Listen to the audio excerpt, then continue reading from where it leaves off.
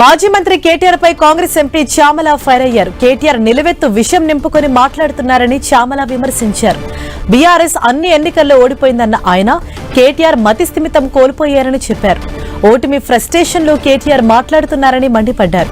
కేసీఆర్ కుటుంబానికి వేల కోట్ల ఆస్తులు ఎలా వచ్చాయని ప్రశ్నించారు చామల. మా హయాంలో 16 లక్షల ఎకరాలు మాత్రమే నిషేధిత జాబితాలో ఉండే.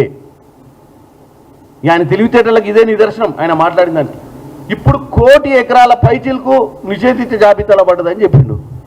ఏమన్నా బుద్ధుందా అనే నీకు? చదువుకున్నావా? దొంగ సర్టిఫికేట్ తెచ్చుకున్నావు అమెరికా నుంచి. ఈ రాష్ట్రంలో 2,75,00,000 ఎకరాల పైచిలుకుంది. మొత్తం భూమే.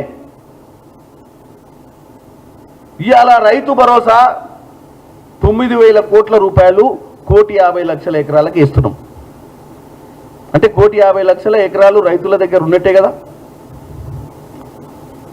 అంటే పట్టాపాస్ పుస్తకాలు ఉంటేనే కదా 1,50,00,000 ఎకరాలకు రైతు భరోసా పడేది. ఇక పోతే ఫారెస్ట్ ల్యాండ్ 68 లక్షల ఎకరాలు ఉంది.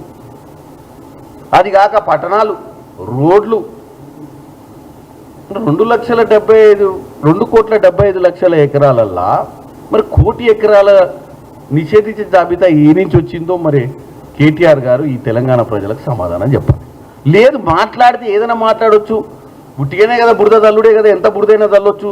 ఎవడు చెప్తాడు సమాధానం, ఎవడు కౌంటర్ ఇస్తాడు, ఎవడు పోయి తెలంగాణ ప్రజలకు వాస్తవాలు చెప్తారన్న పిచ్చి ఆలోచన ఉన్నట్టుంది కేటీఆర్ గారికి.